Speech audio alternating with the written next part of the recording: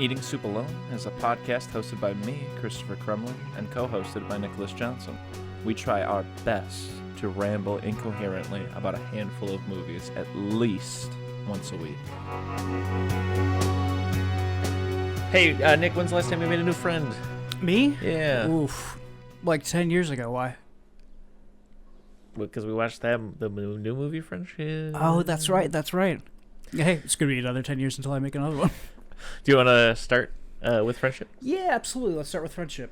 First off, I want to say that I did look at some of the critic response to this thing. Mm-hmm. Lot of like snooty, just kind of like the asinine nature of Tim Robinson's shtick is just grating. A lot of that. Yeah, that's very. Yeah. I mean, I guess that's what being a critic or writing a review on something is. If you're a reviewer and you think Tim Robinson is grating, then yeah, I guess it's what you would write. But also, why would you go see the Tim Robinson movie? You know. Let me see if I can back up my claim here with come on, man, what the fuck. Yeah, here we go. Never could the story be described as a series of sketches haphazardly stitched together as many comedies can fall into being. It looks and feels like a drama that is coming apart at the seams as Robinson careens his way through it. Here's another one. In Friendship, the world around Craig reacts appropriate to his inappropriate behavior. So whereas an Adam Sandler character or a Bill Murray before him would endear himself to the audience, Craig just digs himself deeper and deeper. I don't know that these are horrible. I'd agree with that, yeah. But, I mean, I don't see it as negative as when I first read it. I was like, oh, this seems kind of negative. But I think those statements are true, and also I like it.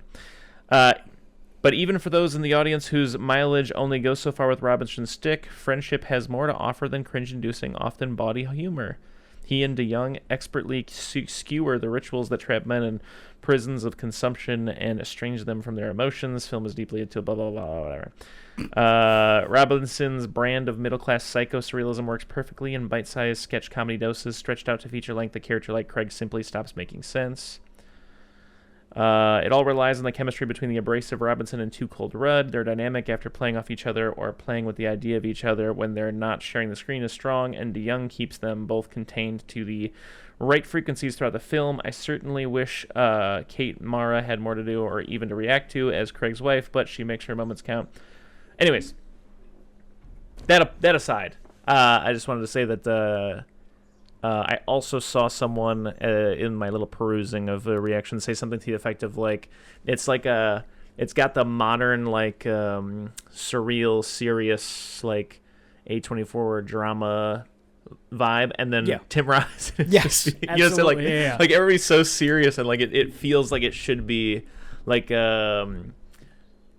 a kind of like, you know, exactly that, like an A24 like dramedy that's pretty light on the comedy part and mostly drama, but and then, you know, Tim Robinson just shows up, he's like, oh, there's fucking blood in this. Yeah. But anyways, what do you think is Friendship? I don't know. I liked it. I loved it. I liked it. I think it was just one of those situations where I don't know what I was expecting going into it, but for better or worse, that's not what I got. Mm-hmm. And my, I guess, expectations or my, what's the word I'm looking for? Hopes, dreams, I guess, aspirations. Sure, for what the movie is. Yeah. Have changed now that I've seen it. Yeah. I think if I give it some time or see it again, it'll. I hear you. I'll be able to judge it a bit better. But after watching, like, I don't know. I think up until the end, I kept expecting it to be a certain type of movie. Yeah. What was the type you were expecting? One that kind of makes sense, like, you know, in. Hope. I don't know. Like I kept. Where's your wife, sir? She's in the sewers. So good. Yeah. I kept thinking like, just stuff like when he falls down, Paul Rudd falls down and his hair comes off, or when he like ends up having a phone, even though earlier he said he didn't have a phone. Yeah. I thought it was. I was like, okay, this is gonna play into like later. We're gonna find out that Paul Rudd's actually a pretty bad guy as well. Yeah. Just like kind of stuff like that, and nothing ever No, like that really gets resolved. And so I was just like, grasping at more of a plot as the movie was going on, and it didn't give it to me. Yeah. And I'm not saying that that's a bad thing. Yeah. It just, I was, it shook me a little bit. Yeah, it's an interesting observation because I hadn't actually thought about that side. That is true. That basically what happens is they try being friends, it doesn't work. End of story. Yeah. Really. Craig keeps pushing it. That's about it,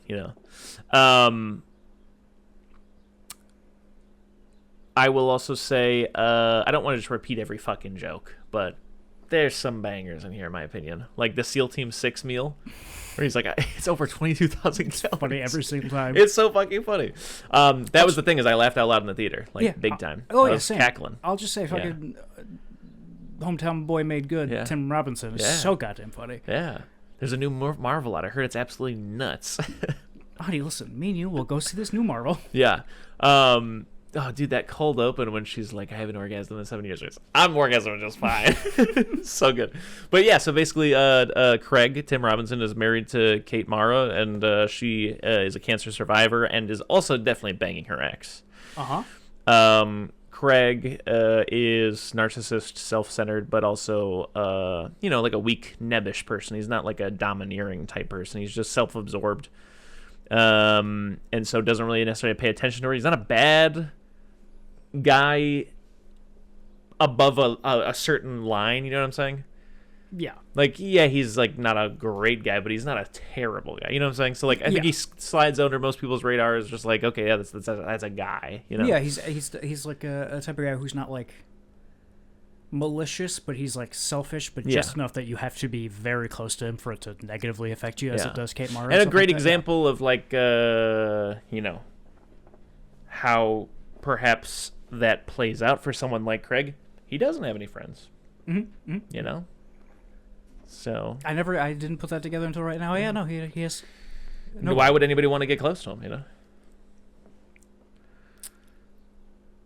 Well, eventually, Paul Rudd, he starts getting a bunch of Paul Rudd's packages. Paul Rudd just moved into the neighborhood.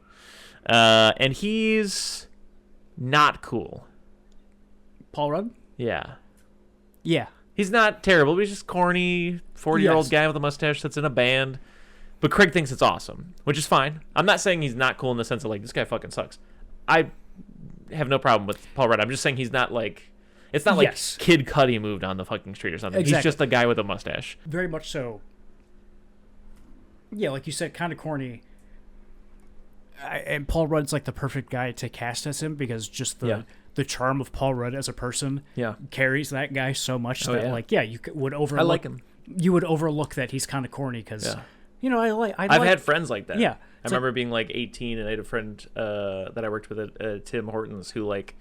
I thought you were going to say a name. I was like, good lord. No, he was like almost 30 dating a girl who was like 17. Cool. And like, went to Florida, went to film school, got addicted to cocaine and then like dropped out and stuff. And like all those things were so interesting to me when I was like 17, 18 because I was like, who is this older guy who likes movies also and smokes weed and stuff? You know? It's like it's the Paul Rudd situation, what I'm saying, where it's just like, like it's... Well, Paul Rudd's a weatherman. Yeah. Just ask. I got my own office. I just ask. I can eat anything I want in there. Something that stinks, something embarrassing. And that's... Yeah, the more I think about it, the more that I like it. That the movie, like especially with that, when he like helps Paul Rudd a little bit. Yeah. This movie sets up a movie. Yeah. And then just does not follow through on it. No. And I love that. Yeah. Yeah, I mean, basically there's a point where Tim Robinson pushes the boundaries. I mean, this is spoilers. I'm assuming most people either A, don't give a fuck, or B, watched the thing, and that's why they're listening to it. But, it's like a male bonding Fight Club boxing type situation, and Tim Robinson gets pissed about the punches to the face, which is a funny line when he's like, the whole, like, some of us have meetings with CEOs of the board, and he ends up sucker punching Paul Rudd, and everybody's just like, what the fuck is wrong with you, psycho? And, the rest of the movie is him not grasping, like, dude, the fucking soap in the mouth, I'm such a bad boy thing. Oh my god. I'm sorry. I'm a bad boy. I'm sorry. So funny. I usually like awkward cringe humor like that always like gets under my skin before I think it's funny. That was just off the rip, just the funniest thing I've ever seen. It was so really good. Funny. And then he tries to replicate everything that he did with Paul Rudd with his wife. Like, and his son, like, they go out, like, looking for mushrooms because that's something Paul Rudd and him had done, and he, like, eats poisonous mushrooms. Even though his son is like, dude, that's fucking poison. He's like, no, it's not. When he's sweating in the fucking mall. Oh, so funny. And same thing with his wife. She ends up getting lost in the sewers because they try to break into City Hall or whatever. You're right. It's probably the funniest part of the movie. She's in the sewers. Yeah. When the cops are like, and he's like, he called you guys fucking pigs and stuff. I think the thing I've quoted the most, the moment that really killed me the most was when he's giving that presentation and then that other guy like one-ups him. Mm-hmm. And then he's like, he's like, don't fucking pick me up, Ian. It's embarrassing. It's so funny. Wait, no, yeah. I'm gonna beat the fucking shit out of you to the mayor. Yeah, it's perfect. Yeah, but he tries to replicate the friendship with all Manor folks. He looks, like I said, to his son. He looks to his wife. He looks to some of his coworkers. He goes out there while they're smoking and tries to, make pals with them. Invites them back home. Terribly awkward. And yeah, overall, I would just say probably the funniest thing I've seen in the theater in a while. Sure. Yeah. Oh, yes, absolutely. I think that's a good thing to bring up is that we talk about all the time that they just don't make funny movies anymore. Yeah. And this is good. I really enjoyed this. Yeah. I'm really glad that they made A24 made a funny movie. And that's another thing that threw me off about it too is I know it was on purpose, but all the marketing stuff I'd seen for it, I think the only trailer I saw for it is cut together like a horror movie. Yeah. I assumed that it was going to be kind of a horror comedy also, yeah. Yeah, and this movie looks exactly like the trailers to Eddington I keep seeing that would play before this movie and stuff like that. Yeah. Just strange. This and the next movie we were talking about, I was just like, both of these when I saw them in the theater, I was just like, God damn, movies are looking good again. I'm pretty excited about it. Yeah. I mean, what's going on? They got the Eddington. Are you tell me how do you feel about they got that new damn Wes Anderson movie coming out? Oh, yeah, I saw the... Have you seen all the Wes Anderson hate lately? No, I have not. Just a lot of people being like, dude, fucking something else, please. Yeah. Yeah. Like, I saw, it was like either a Letterboxd or something at the Cannes, like, after the screening. And almost everybody was kind of like, it's not bad. I just got so fucking bored. Yeah. Like, halfway through, because it's like, dude, how many times are you going to make this movie, Well, it's funny because, I mean, on one hand, when I saw the trailer... I think the first time I saw a trailer for it was yesterday when I saw Friendship. And there's just one very specific shot of Scarlett Johansson. Yeah. That I was like, that looks exactly like the specific shot of Scarlett Johansson from Asteroid City that I've seen 1,000 times. Yeah. But then on the other hand, I haven't seen a Wes Anderson movie since Isle of Dogs. Yeah. As I was seeing the trailer to this yesterday, I was just like, I think I'd like to go see this. I'd like to go see a Wes Anderson movie because I haven't done that in a long time. Yeah. Might as well enjoy it before it's gone, He will die one day. He will die one day. But I did not see The French Dispatch. I did not see Asteroid City. Yeah. There's probably another one I'm forgetting. I think the last one I saw also was Isle of Dogs. I only bring it up. It's one point I want to make. One point. Because I am a Wes Anderson fan. Not really since the last 10 plus years. But one of the comments I'd seen in like a discussion thread about it was that the difference between like the first half of his career and the second half of his career is the first half, the characters from a Wes Anderson movie still are in the real world. So everybody else is being the straight man to that. Yeah. And that gives it an interesting dynamic. But in the second half, the entire world is Wes Anderson world. So it loses a little bit of that charm. Yeah. And that's kind of what I miss kind of like from like Moonrise Kingdom on. It's been kind of like so Wes Anderson that there's no counterpoint for, and that I think that's a good way to sum up what I feel like is missing a bit, where it's just it's like the Tim Robinson thing. Like if everybody like it was Tim Robinson in Friendship, I'm not saying it wouldn't be funny. I'm just saying what would that look like? That's a great point. I think an example of that, of the everyone in the movie being Tim Robinson. I think you get that for a second, and it's one of my favorite parts of the movie, and I think it's good because it's used as a sometimes food, just very sparingly. So when Conor O'Malley shows up in the garage, so fucking good. 70s is green. Yeah, it's the 70s. Yeah, good decade. Yeah, not the economy, though. But I got a question for you, though. How does it feel to fucking abandon your wife? Who are you? Get the fuck out of my house.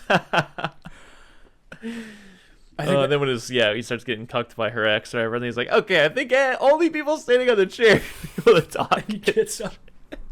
I think we pulled out of Afghanistan way too soon. It's so good. And I do love I love that Conor O'Malley showed up. That's top notch.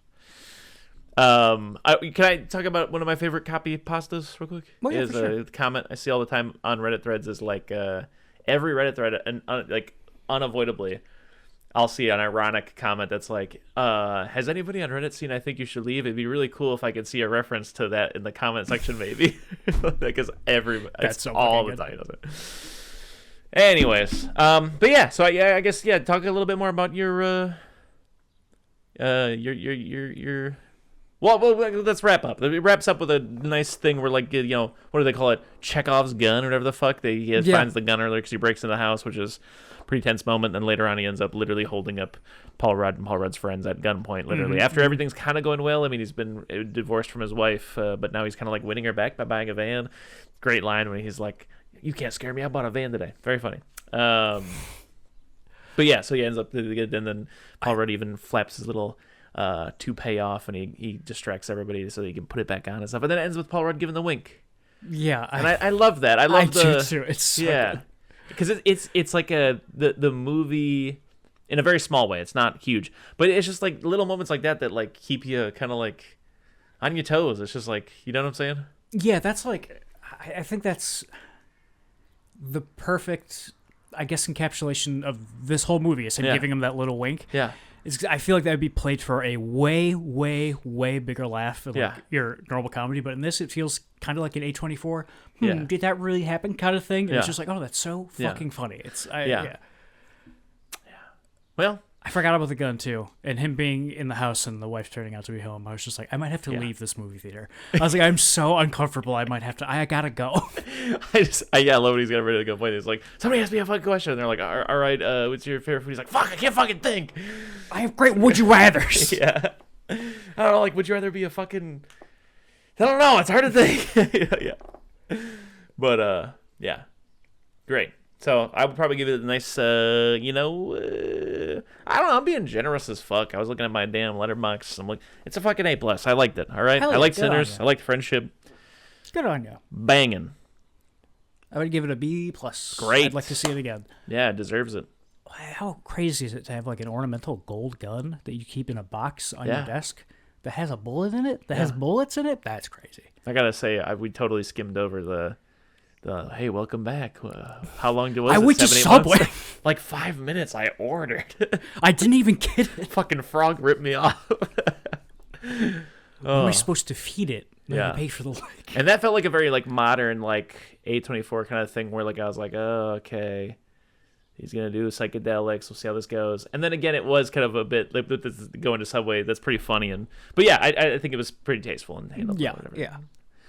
You know what I'm saying? Where it's just that kind of a thing where, like, I don't know, I feel like I watched, like, Talk to Me or something like that, and it's like, this is called ayahuasca, bro. And, like, you know what I'm saying? Like, it's like a very, like, millennial-ish kind of thing to be like, I don't know. You know what I'm saying? Like, throw, like... Oh, yeah, no, it's very A24. Yeah, this movie does a lot of, like... Things that should be kind of corny. A24 jokes, basically. Yeah. Like, very subtle A24 jokes. Because, when he keeps cutting to the sprinkler on the ceiling or whatever, I was like, oh, it's going to be nothing. It's gonna be nothing. It's gonna be hilarious. And then it wasn't. It like started to do the A24. Like it reminded me of Beau is Afraid a little bit when he like is watching that play and like he walks in front of the ceiling like that. I was like, okay, they're gonna do it. And then he's just at Subway. Yeah, and I will say also, Paul Rudd working at Subway is so fitting because it's like. To me, I mean, if I'm to try to like encapsulate my perspective on it in words as best I can, it's that kind of thing where it's like Paul Rudd might as well work at Subway. Yeah, you know what I'm saying? I get that. Like you know what I'm saying? Like in terms of like the guy he is, like no different. Whether he's male or weatherman, Subway, you know what I'm saying? Yeah. No disrespect to meteorologists, but like he just kind of has like a bit of a nothing job. Like he gets to slide by and just be like, "What's up, San Diego?" It's going to be, oh, shit. Oh, it should say 74, but it says 73. Look at that. You know what I'm saying? Like, he has a very, that's his vibe. That's his, Yeah, you're right. And you know what? Maybe that's what the Toad was trying to tell Mr. Craig. But let's talk about another movie we watched, perhaps. We saw Mission Impossible, The Final Reckoning. Yeah. Do you know what the movie before this is called? No. Mission Impossible. Ghost Protocol? No, Mission Impossible Dead Reckoning Part 1. That's fucking baller. I love that. Yeah, I love that. Just printed Blu-rays already, and then by the time this movie comes out, he goes, "Oh, we're just gonna drop it." Yeah, that's fucking awesome. Respect. So, you know, the whole time you could talk about your thing, but the whole time I hate to say it, I'm sorry, but the whole time I was watching the movie, I just kept going, Fast and the Furious, suck my dick. John Wick, suck my dick. Chris. Yeah. James Bond, suck my dick. Yeah! That's oh my God, the whole time. The whole time I was like, why can't James Bond be this fun? Ooh. It was fun, right? Hey, spoilers. My pick for next week is Mission Impossible 1. Yeah, I want to watch them. Yes, absolutely. I want to watch them. Every time I saw Philip Seymour Hoffman up there, I was like, oh, fuck, I got to watch this thing. That was my biggest takeaway from this movie, Yeah. is every time they cut back to another Mission Impossible, I was like, I went, guy's in it? I want to watch that movie. Yeah. The only one I've seen is the one where he jumps off the building in Dubai. Is that Ghost Protocol? I think so, yeah. Yeah. Maybe. And I love and I will say it's endearing to me, like how it's just like the bad guy is AI, he's threatening cyberspace. It's so throwaway garbage. Like it doesn't matter. You know what I mean? Like nobody nobody in the movie gives a fuck that they're saying like, you know what I'm saying? Like it works. That's all you need. It's and that's it's one of my notes that I wrote down for the movie. Yeah. I think I said this when we were watching the James Bond movies. James Bond movies are movies for your dad to have on in the background while he's doing stuff throughout the day. Yeah. Mission Impossible are movies for your dad to watch on an airplane and be fucking locked in for 2 hours, you know? Yeah. I was locked. I went in expecting not to like this film. Me too. I was mixed on it because I told you the day before I went to go see it. I heard my my wonderful uncle talking about it, and he goes, "It's way too long, and it was very disappointing. I did not like it. And it relies heavily on the last movie." And I was like, "Uh-oh." Yeah, the whole time I was watching, I was like, I don't need to have seen a single other Mission Impossible. I get it. I get it. What happens is he does exactly this every time. Yes, and that brings me back to my point about a dad watching it, and your point about it all being a bunch of nothing that doesn't really matter, the AI or whatever. Yeah. I went and saw this movie, and it was me and 9 other grown men in this movie theater at probably dads. 2:00 on a Wednesday. Yeah. There's a man front left to me sitting by himself. Yeah. When she does the thing where she cuts the wire and then she grabs the USB stick off of it and they got it caught in the whatever. Yeah. This guy goes, I see him nod a little bit. Yeah. And then he collects his stuff, gets up, and he leaves. Like, 1, are you gonna to beat the traffic, I guess? But 2, I love that him being like, okay, he's like, yep, job done. Job done. I know that they did it. I can get out of here. I don't need anything else. That's so sick. Oh my God. So yeah, I'm gonna have to pull up a synopsis. But something I'm talking about. One of the things I'd like to mention is like again, there's like the point where the guy with the beard and glasses and his wife, and then like the other dude are like the guy from the first movie. Yeah, they're like, we got 7 seconds to get that door. Or whatever. It's like, what is all that about? Like, if I were to say that to you, you'd be like, this movie sounds like dog shit. But when I'm watching it, I'm like, I hope they make it to that door. I know. I love that specifically. It's like, and we have to make it. Hopefully, we can make it to that door. And you see none of that. They just show up later. They walk up into the background, and they're just covered in dust. And also, what I'm thinking about in my head is just like they're in a room, and it's like the door's over there, and it's like, dude, Nick, when we cut this wire, I hope we can get to that for stove. You know what I'm saying? Like, it's not that crazy. Yeah. But somehow, they got me. Oh, I got you something, though. You got me something? I know how much you like this movie, Chris. I got you a signed Mission Impossible By poster. who? By Tom Cruise? Who signed it? Where's it signed? On the plane. Holy shit. Is that signed by Tom Cruise? Yeah. No fucking way. No, it's me. I signed it. Hey, that's even cooler. You know what'd be better is if you did a replica of this in your style and then signed it. That would have been nice. That'd be Look cooler. how fucking crazy his face. Who is that? That's something I wanted to say really quick, okay? The whole time I was watching this movie, I was thinking 3 things. 1, I know he's a Scientologist, but I like Tom Cruise and he's cool. Yeah, I hate it, right? Doesn't that suck? Number 2, a lot of the time I was thinking, why are you making this old ass man do this? But I know nobody's making him do this. He's crazy and wants to do this. The coolest part of this movie is in the opening credits when it says a Tom Cruise production. Yeah. No one is making him do this. No. He is putting enough money from a production company into these movies, and that's it. Like, that's the most baller thing I've ever seen. I'm pretty sure putting his life on the line. Absolutely, yeah. Number 3. I was talking about this with Donald. How often he looks like shit doing it is how you know it's real. You know what I'm saying? Like, when he's on the plane, he's got this coconut head hair. You know, as he's... Yeah. That's... Unflattering. And that was one of those things that made me, back to the first point, like Tom Cruise, because I was like, yeah, like, that's so baller to be like, yeah, I know I look like a fucking Frankenstein assistant, hunchback Igor type fucker. He's like, I'm Tom Cruise. I don't have to look good for you. No, I'm jumping from plane to plane, bitch. Yeah. You know what I did think, though? What'd you think? You know when he looks the best in this movie? Damn, it's so funny that it's called Dead Reckoning Part 1. He looks best in this movie is when he's in that decompression chamber with What's-Her-Face after being in the water. Yeah. And he's laying down, so all of his, I guess, face is just laid back. And I'm like, oh, that looks like Tom Cruise. His hair looks bad in the beginning, but as it goes on, I'm like, you're looking good, buddy. Most egregious movie I've seen in a long time when it comes to a different haircut from shot to shot. Yeah. Really bugged me. Dude, you know what's really crazy, though? It's right now a budget of $3 to $4 million, and it's only at $363 million. I remember reading the budget is crazy high because they had to stop filming for the writer's strike. Yeah. And Tom Cruise, being the cool guy that we love, during that strike, he paid the entire crew full wages. That's awesome. Yeah. So that's why the movie cost so much. But yeah, 2 months after achieving the key, which the key kind of looks like shit. Yeah. It looks like just a minute key that they glued another minute key to. Yeah. Which, whatever, fuck it. President Erica Sloan. Pretty great call having Angela Bassett be the president. Yeah. She kicks ass. Yeah, I did like the War Room stuff with Iron Man Dad's there, and also what's his name? Fucking Iron Man Dad. Iron Claw Dad. Oh, you mean the guy from the beginning of the Justice League who gets caught by the Parademon? Yeah, but who's the other guy with the mustache? Ron Swanson. What's his name? Nick Offerman. Yeah, why was I thinking Paul? Anyways, the entity, the AI, the evil AI, is basically trying to seize all of the globe's nuclear powers systems, and it's gotten most of them except for 3, and so Tom Cruise has 3 days to retrieve the source code so that they can what's the whole thing with there's the vault that the AI is trying to get into. Yeah. And for 100 megaseconds or whatever, they need to have it open. The AI has to be online for 100 megaseconds so that it could get uploaded to the...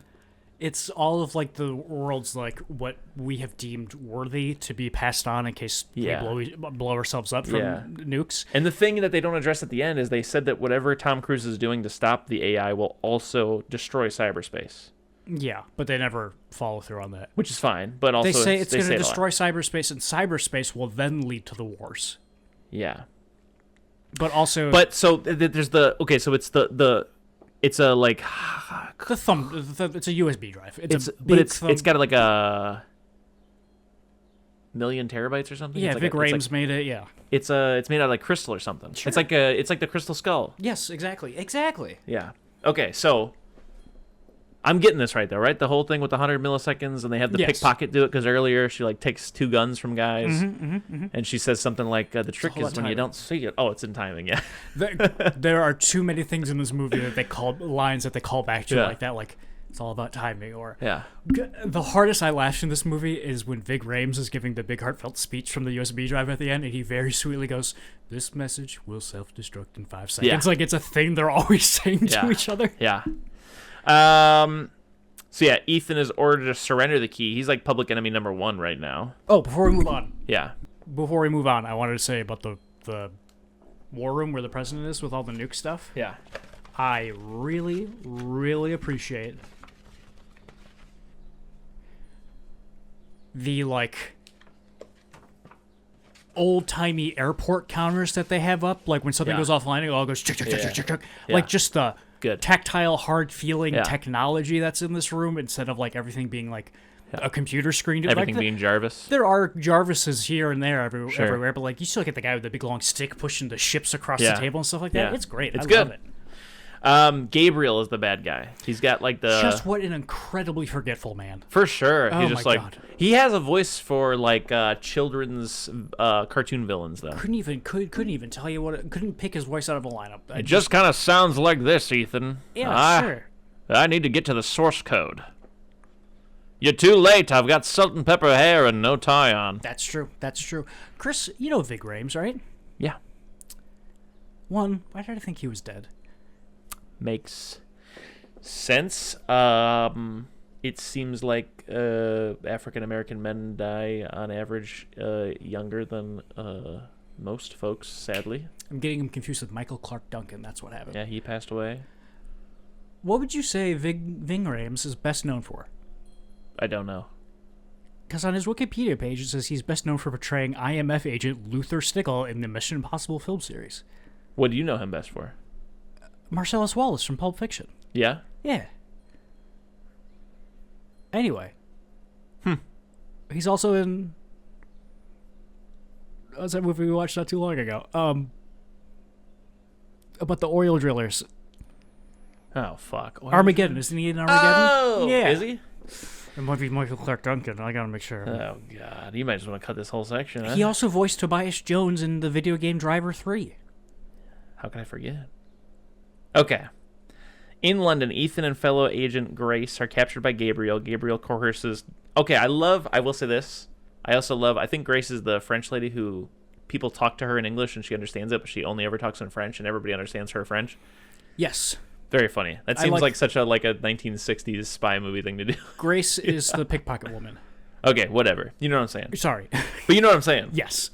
He has to retrieve the Podkova module, revealed to be the rabbit's foot. The rabbit's foot was the disease in an old movie that they're now retconning to not be a disease or whatever, and instead it's... From what I hear, the rabbit's foot in that movie, I think it's Mission Impossible 3, is almost like a joke throughout the movie that it does not matter what it is. Yeah. And I love that they have tied it into this. He has to get it from a sunken Russian submarine called the Sevastopol? Sevastopol? That Sevastopol.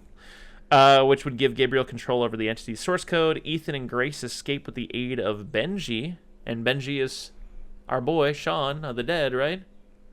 Yeah, Simon Pegg. Always cool to see him in these films.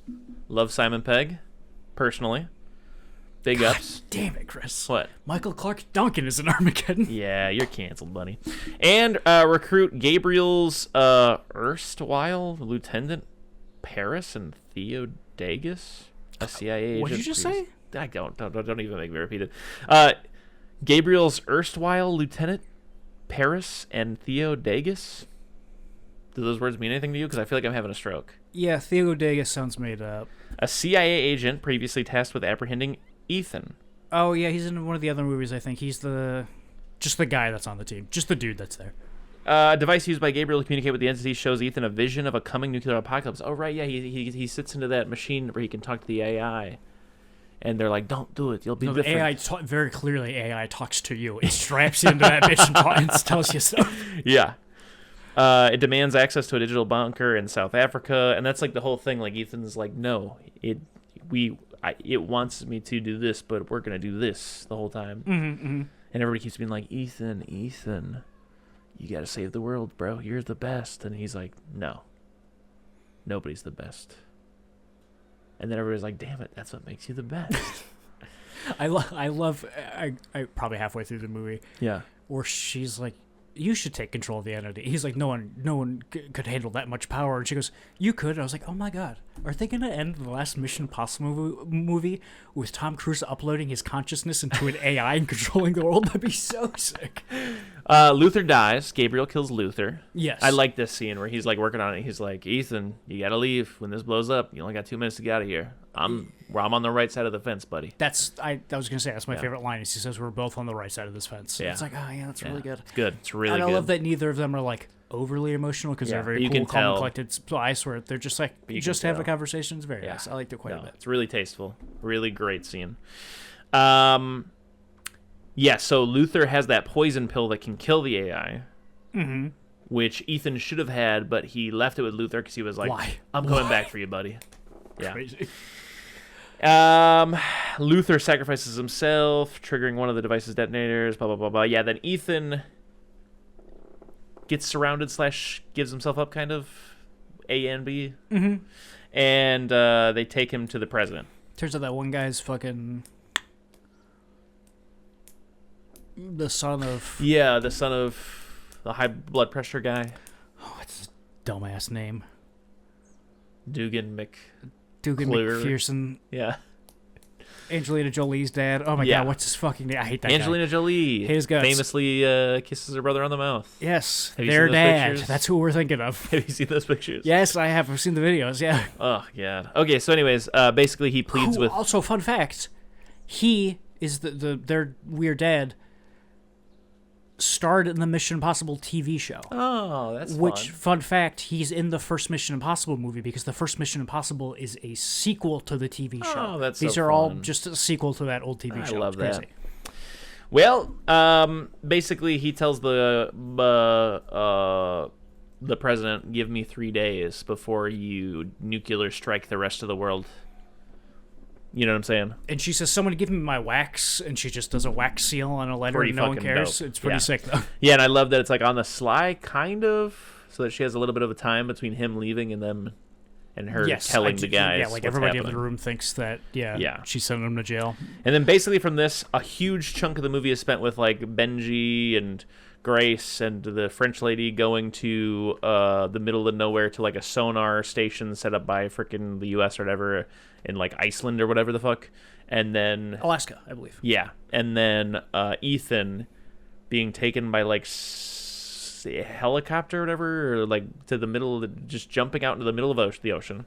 Great And- shot. Looked pretty cool. Because he has like a split chance of maybe getting picked up by a sub in the area. Yes. Yeah. I really like the shot where he's like in the water and he's like kind of drowning because it's really Yeah. cold, and the camera goes underwater for a second, and comes back up, Yeah. and those guys are just there. It's Yeah. pretty sick. I No, like it's it good. quite a Yeah, bit. yeah. And it's cool. Like, yeah, when he's like in that water, I definitely am like, oh, fuck, dude. Just like the middle of dog dick, the ocean. Just like fucking dog water, dog ass, dog Yeah. walk, fucking dog life, dog pound, dog house. I would say at this point in the movie, Yeah. an hour and 10 minutes in maybe, Yeah. this is where the movie starts, in my Yeah. opinion. The rest of that hogwash, who gives Yeah. a shit? But from here on, Yeah. we're just fucking Yeah. cooking, dude. You could chop that front half off. I'm not mad about it, but you could. Yeah. So he meets all the folks on the sub. yeah, let's just I love guy from Severance, captain of the sub. Can't remember the actor's name. You know what I'm talking about, though? yeah, he rocks. He comes in and he's like, "Are you out of your damn mind?" Well, He's like, him. I want to He's do great. something crazier, and he's like, sign me up. Yeah, And no, I I was like. yeah. I think the line specifically is like, "You came down here and you want to poke the bear? If you want to poke the bear, you found the right man." I'm like, "Oh hell yeah, hell yeah!" But basically, this is one of the pièces de résistance, if not the pièce de résistance for me. Diving down to that sub, Yeah, fucking great. it's the best part of the movie. It's so good. The whole Well- time he's going down. Go ahead. But we can talk about it after. I want to talk about the scene right before him going down to the sub. But we can Do talk it. No, about the no, sub go right ahead. now. Go ahead. Yeah, what's up? When they're in the cabin that's on fire Yeah. fighting, and he's on the treadmill fighting that one guy in the sub, Yeah. and it's cutting back and forth. Yeah. I like Such a James Bond moment. such a James Bond moment, but I Yeah. like noticed myself like almost legitimately on the edge of my seat, just Yeah. like really. I'm like, I don't give a shit about any of these people. Like, this is insane. This is Yeah. I'm so into this movie right That's now. what really surprised me the most about Yeah. Mission Impossible. I was like, how are they so good at this? Yeah, I'm like, how am I gripped right Yeah. now in the last movie, and I haven't seen any of the Yeah. other ones. But he gets down to that sub, and just like him slowly descending to it, him getting in there, and then you can make the connection between him opening up compartments that are previously filled with air and filling with water, and that shifting the weight, and then it starts, and it keeps like, resettling and stuff, and the whole time you're like, oof. And he keeps going deeper and deeper and Yeah. deeper into that sub, and the more he does it, the more I'm like, dude, how the fuck are you getting out? And they can't, yeah, they tell him you're gonna go down there, you're gonna get the sea crazies or Yeah. whatever. And he like, I love that equates to him just one time going, while Yeah, he's I know. down there. Yeah.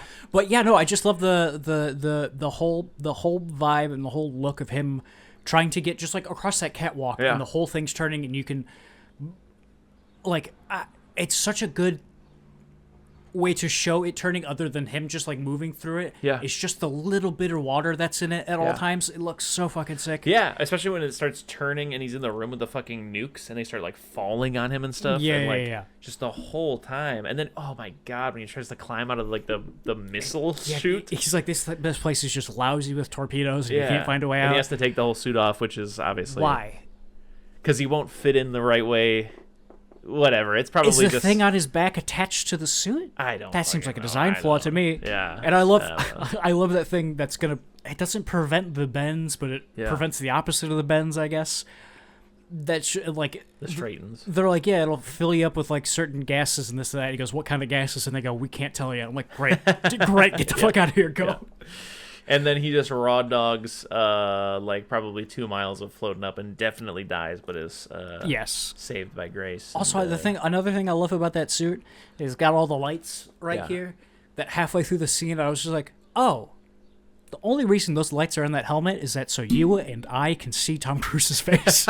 Yeah. But then he goes up. I love the shot of him. I love a lot of the underwater stuff where like when the camera it's CGI, but the camera goes over the edge and shows just a bottomless abyss of the ocean. Yeah. How you can't even really tell what's happening, but you know what they're trying to show you. And then when he's like swimming up to the top and there's that really far shot of just the bubbles, you can't even really tell what's happening, but you know what's happening. Yeah. It's great. And then he gets up to the top of the ice, and I love the shot of her coming in underwater, and then it transitions into them. That's just great. Oh, yeah. That's great. Good. It's all so good. I like him dying underwater even, like when he's like kind of twitching and stuff. I'm like, Yep. But he doesn't die, thankfully, because the rest of the movie is also fun. At the bunker, the team, they go out there and in Alaska or whatever, and basically the Russians are already there. Yes. And I love that midway through, the guy from the first movie is like, "These discs are blank." Yeah. Basically, "Well, I they got already wiped, fucking know this, whatever, yeah." but like I've got the coordinates to that one the submarine that and then all hell breaks loose again. Gripping, it's on fire. They're gunfighting. I love the back and forths with the Russian guys too. Like the would you believe me if I were in your shoes? That's just him just clapping back to what they said earlier. Yeah. It's all just so good, great spy stuff. I love it, but also I cringe and I hate it every single time where somebody goes, "You're playing into the entity's plan. This is what it wants." I'm like, okay, well, you should probably cyberspace. We should have given it a different name. No. The entity, cyberspace, AI, blah, blah, blah, blah, blah, whatever. So eventually, long story short, they end up at this bunker in South America that has all of the world's knowledge and history on hard drives that are cooled by a under cave lake or whatever. And the entity there's like a bomb there, and Gabriel's there, and the entity wants to get in there. Yeah, the entity wants to get in there because then it'll be like safe forever if it's in there. Right, yeah, it'll survive the nuclear bomb. And their plan is to give the source code to Gabriel because he'll upload it. They know he's going to do that. Yeah. So another thing I really like, they might even do this in other Mission Impossible movies, but I don't know. I love when they are talking about something that is going to happen. Yeah. And there's just a completely new shot that they show you that doesn't happen later in the movie, even if that event happens. It's like, like when they're talking about him like connecting the two things. Mm-hmm. There's just a shot of him in a field surrounded by flowers in like a tuxedo shirt that's unbuttoned, and he clicks it. Like, that doesn't happen in the movie, but they just like went out of their way to go shoot that, or like them like looking for him under the ice with the plane and stuff. Like, that doesn't happen in the movie. I love that shit. That's so sick. Good. But ultimately, some middle management agents swoop in, and they're like, "All right, Ethan, what's your big freaking plan? What are you doing?" And Ethan's like, "Just let him have the fucking thing. Our whole plan is based on him having the fucking thing." Yeah. That's... And they're like, "Why?" And he's like, "I don't have time for a why. There's a lot of bombs gonna go off." I love that. It's like, Ethan, what is your plan? It's, guys, what is your plan? Why are you here right now? Yeah. I'm sorry. This is Mission Impossible 8. He's done 7 of these, buddy. Get off his nuts. I think around this time is when all the stuff is happening with the president, where they're like, "Chris, can you explain the plan to me? Why are they going to blow up also an American city?" As a sign of like good faith, like, hey, we are doing this just because we had to, classic America stuff. Like, we're gonna to prevent them from like bombing us when we already nuked them. Yeah. Anyway. It's classic like army guy stuff where it's like, you gotta do the bad thing. Yeah. But when that guy, one of the Secret Service guys, pulls the gun on the president, and then Nick Offerman stops him, Nick Offerman doesn't get shot. He's not even bleeding. He just sits down and goes, "Madam President," and dies. It's insane. He's like, that was a little rich for my blood. Yeah. And then okay, so they're in the vaults or whatever. Let's just fast forward because we talked about the whole bomb thing. We did. They pull it off, all that kind of stuff. The last thing to talk about is old ass Tom Cruise jumping from plane to plane. Crazy. I will say, great, thrilling, gripping, whole time. There's 2 shots where like he's like on the side of the plane and like the people flying are just like, whoa, look at all this stuff going on over here. Yeah, no, he's like flying under like, them. Okay, all right. He's in a plane under the other plane looking up at them. And they're just like, well, I guess he's gone. A little cartoonish for sure. Yeah, but all in service of how badass and like gripping the plane to plane stuff is, you know. Also, I love this plane's going to be very bright yellow, and this one's going to be very bright red. So just in case anyone's watching, they know what's happening. Yeah. I liked all the plane stuff. It's pretty good.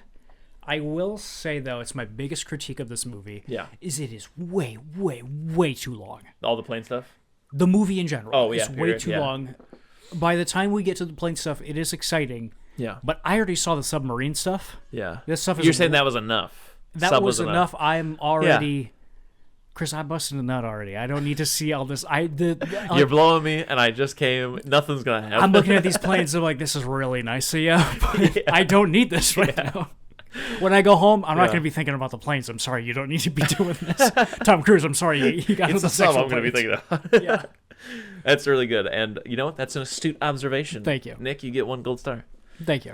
What do you give the movie? Chris, I'm going to take your lead. I'm giving Mission Impossible 9 an A+. I'm giving it an A+ too. Oh, I don't fucking care. So what do you want to do? Do you want to... So next week you want to watch Mission Impossible 1, and so we're going to probably forget for the time being the Equalizer, To Kill a Mockingbird thing. I feel like those might be a Seven Samurai Gone with the Wind kind of situation. Yeah. Hey, one day we should do that. But Brian De Palma's Blowout. I'd love to watch Brian De Palma's Blowout. Oh, yeah. Okay, let's do that. Absolutely. Yeah, because I was just thinking about that earlier. It's a movie that I love that I saw recently that I was like, man, I want to make Nick watch. And I was like, did we do it for the podcast? And I don't think we did. So is that the one with John Travolta? I almost said Cruise. Cruise. Yes. Not. It's Quentin Tarantino considers it like his like desert island movie. He's like, this is. Gotcha. You know, very cool. He's like, this is the best movie that Brian De Palma ever made, which means it's one of the greatest movies of all time. You know, but. Also, you know what? Another thing that's crazy about this Mission Impossible movie? Huh. Every time they talk about the first movie, yeah, and about it happening in 1996, yeah, I'm like, God damn, Tom Cruise has been doing this as long as I've been doing anything. Yeah. Well, hold on. Oh, you got one more thing. This. I have a list of the movies pulled up here. Mission Impossible 1, 1996, directed by Brian De Palma. Wait, what? Yeah. I didn't know that. I thought that's why you picked Blowout. No, fuck no. Oh, no, yeah. I didn't know that. Mission Impossible 1's a Brian De Palma joint, yeah. No way. It's so sick, yeah. Wow. Mission Impossible 2, May 24th, 2000, directed by John Woo. Okay. Mission Impossible 3, May 5th. These all came out in May. Yeah. 2006, directed by J.J. Abrams. Wow. Fun. Mission Impossible 4, Ghost Protocol, came out in 2011. Saw that one. Directed by Brad Bird, the director of The Incredibles and The Iron Giant. Wow. And then the rest of them are directed by the guy that directed this one. Yeah. Yeah, I mean, you know, I've heard a lot of folks talk about how, like, hey, this is just a straight, consistent, solid series. They're just bangers, yeah. Yeah. So I'm excited. Me too. Seen Ghost Protocol. Cool that it was done by Brad Bird. I didn't even know that, but yeah. I've seen the first one. I think that's about it. Yeah. Well, all right. I think that's that. Mattress Man. Wait, real quick, is Mattress Man the bad guy in the first one or the second one? Third. Damn, we got a while before Mattress Man. Also, I hear the second one's not great, so let's try not to give up after that one. Yeah. Yeah. Speaking of, I would like to eventually get around to throwing some James Bonds in the mix again. Yeah, okay. Just like, you know, again. Yeah. But we should probably also watch The Last Saw just to cap that off. We don't need to do them together anymore. That's done. Just one of these days we'll get around to it. One of these days, get some of these things cleaned up. All right, that's that, Mattress Man.